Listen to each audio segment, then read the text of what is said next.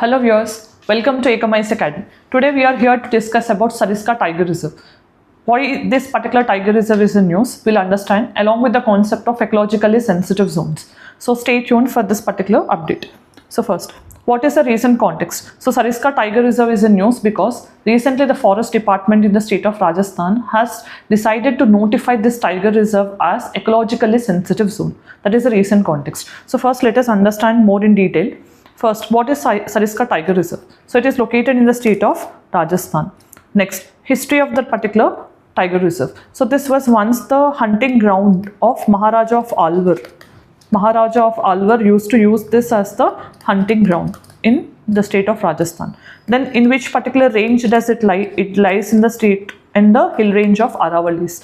Then what is its uniqueness? So it is the very first tiger reserve in the world, entire tiger reserve in the world, became the very first tiger reserve in the world to successfully translocate tigers. So with respect to translocation, we know very much important. So from one tiger reserve to another tiger reserve, when there is low population of tiger or to increase the population of tiger, then we can translocate the tigers, and they have successfully translocated the tigers from particular tiger reserve to this Sariska Tiger Reserve. Then what is the host? So we have to understand it also hosts very important forts, like you can say Bangad Fort, you can say Pratapgarh Fort, and we also have Asban Fort. So such forts and old temples along with some ponds and lakes are also integral part of this Sariska Tiger Reserve. Then what about the topography? So the topography is very semi-arid, you can say, with hilly rocks, and at the same time we also have thorn type of forests. Then when we talk about the vegetation, dry deciduous forests along with thorn forests are common in this particular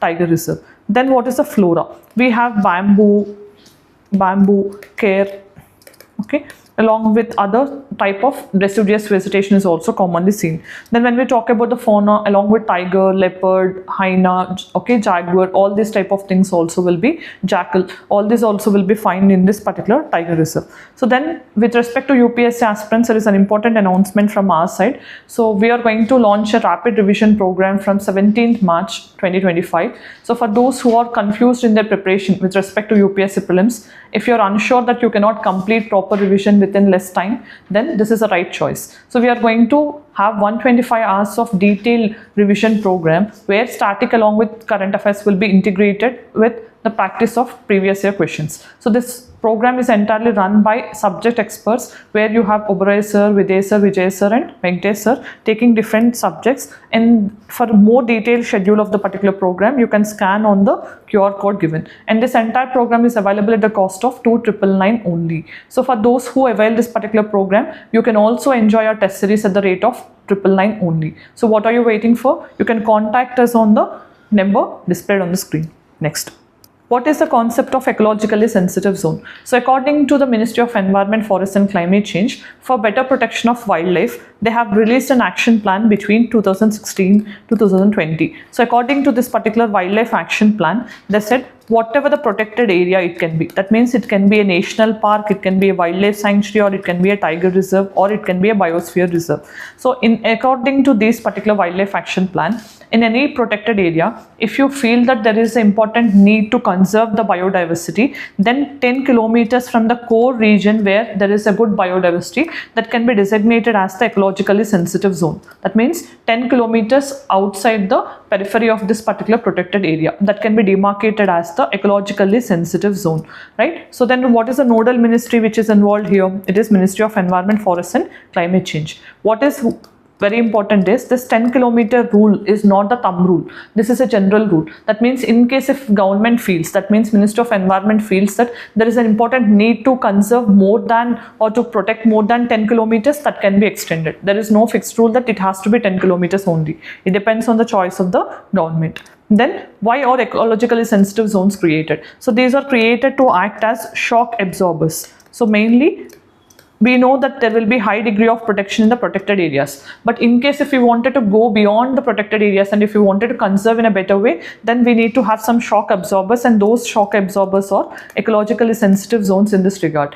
So this is very much important for conservation of biodiversity, right? Then let us also understand what are the areas or what are the activities prohibited and permitted under ecologically sensitive zones. So any commercial mining or felling of the trees, all these type of things will be prohibited under this particular ecologically sensitive zones. Commercial activities, or you can say unregulated tourism, whatever the things that are all regulated under, or you can say activities prohibited under ecologically sensitive zone. Then what type of activities are permitted? So agriculture related, horticulture related, you can say afforestation related, renewable energy related, and the activities which encourage greener activities like ecotourism, these type of things are allowed under ecologically sensitive zones. Now let us see the practice question in this regard.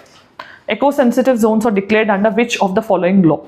Environment Protection Act of 1986, Wildlife Protection Act of 1972, Forest Conservation Act of 1980, Biological Diversity Act of 2002. So then, if you know the right option, let me know in the comment section.